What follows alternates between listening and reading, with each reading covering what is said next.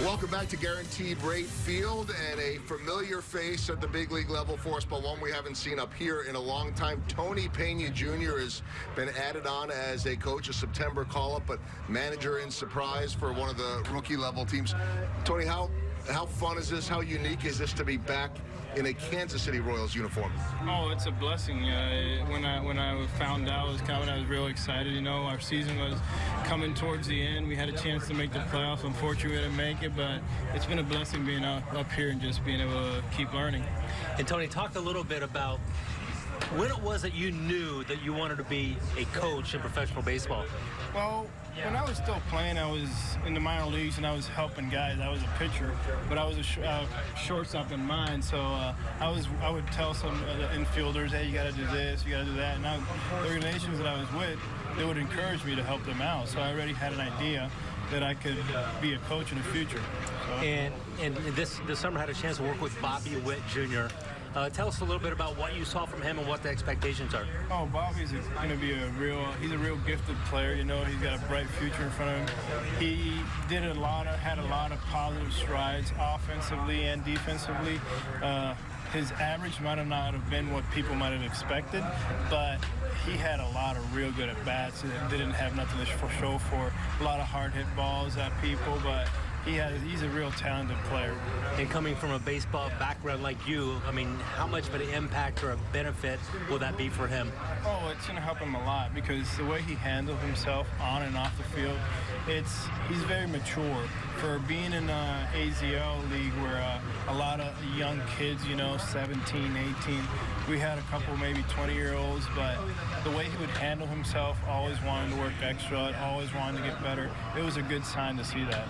Well, I wanted to ask you about that because I think at this level, we generally hear more about the AAA guys, the AA guys, although with some of the studs that are at low A and high A, we're hearing more about them.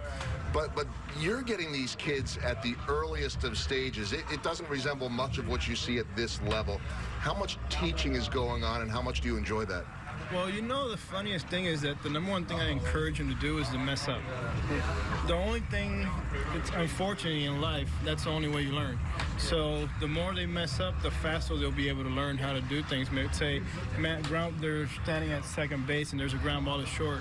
If they don't go, sometimes they might not be able to learn that they can't go with the ground ball to short to third base. So once that happens, there's a teaching moment for me to try to help them out and learn what they got to do in certain situations. How much does it help, too? I mean, I remember you were here my first year in 08 as a shortstop.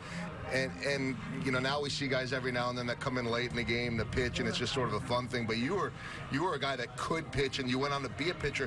How much does that help you now as a manager, having been both a position player and a pitcher? Oh, it helps a lot because I've been in both sides of the field. I know what it feels like when you're having a tough time throwing strikes, when you're on a slump offensively. So it's good because I've been on both sides of the field, so I can tell them, hey, just calm down, go out there, just don't think about it, have fun. Most of the time when you're in a slump, you're just thinking, your mind's going 1,000 miles per hour. And Tony, before you were a professional pitcher, after your infield career, you had a chance to maybe pitch in maybe a mop-up role. You strike out Ivan Pudge Rodriguez. Tell us how that felt. That felt good. I think he still hasn't heard the end of that one. So, but it was good. You know, I came out, I just had fun. I remember Grinky was after I was like, oh man, you got to start pitching. So it was fun going out there. Unfortunately, we were losing, but it was fun to get on the mound and just throw the ball.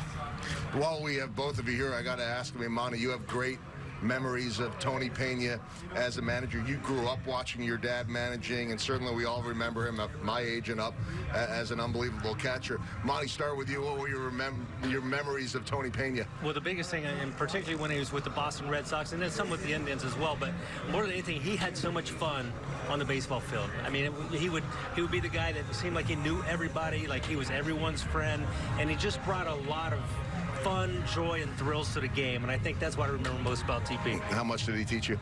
That's pretty much head on because my dad always told me baseball's a game, so you got to go out there and have fun, and that's one of the things that I encourage my players, just to go out there and have fun. It's a game that what you love to do, so should be easy for you guys as long as you're having fun. Once you start taking it as a job, that's when things get a little bit more complicated. And he's doing well back in the Dominican? Yes, he's doing good. You know, he's at the farm in our water business back home, so he's staying busy. Well, we've seen 3 different Peñas, at least from the same family, in a Royals jersey. Tony Pena managed, Tony Peña Jr. we saw at shortstop and some pitching, and Francisco Pena, who is still a catcher professionally right now. Tony, so great to have you back up here. Thanks for all the insight. No, it's my pleasure. Thank you. All right, good to visit with the coach. These guys keep making me feel old every single day. The coach, Tony Peña Jr.